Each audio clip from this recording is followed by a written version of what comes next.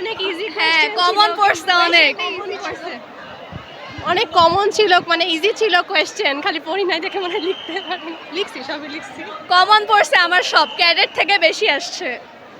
Question সহজ ছিল। না নকল, নকল হয় ভালো ছিল, সবই ভালো ছিল এবার।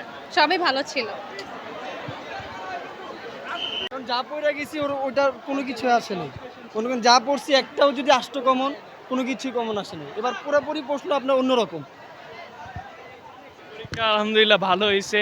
এমসিকিউ মনে করছিলাম অনেক ডিফিকাল্ট আসবে, তবে এমসিকিউ অনেক সহজ আসছে আলহামদুলিল্লাহ, এবং শেষে দেখা গেছে যে সব কিছু দিতে পারছি আলহামদুলিল্লাহ। পরীক্ষা ভালো হয়েছে। আল্লাহর মতো সবই রিভিশন দিয়েছে, হ্যাঁ সব সেই রিভিশন থেকেই তো কমন পড়েছে। জি, জি, জি। আল্লাহর মতে সব পরীক্ষাটা ভালো মতন দাও, এটাই দোয়া করি। সময় মতো যেই পড়াটা পড়াইছি আলহামদুলিল্লাহ অনেক ভালো হয়েছে। হয়েছে না? পরীক্ষা আলহামদুলিল্লাহ ভালো হয়েছে। টেস্ট পেপার থেকে অলমোস্ট কমনই পড়ছে কোয়েশ্চেন, সো খুব বেশি মানে হাইপার হতে হয় নাই। এমসিকিউ এক্সাম খুবই ভালো যাওয়ার কারণে পরে সিকিউটা ভালো গেছে, সো মানসিকতা ভালো ছিল। আলহামদুলিল্লাহ পুরোটাই ভালো হয়েছে আলহামদুলিল্লাহ।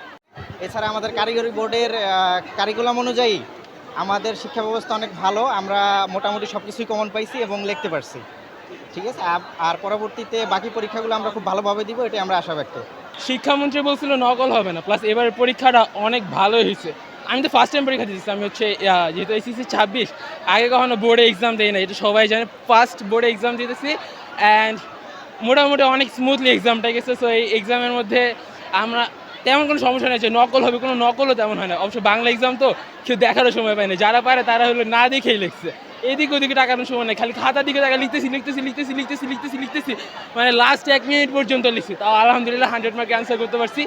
ইনশাআল্লাহ এই প্লাস পাইতে পারি।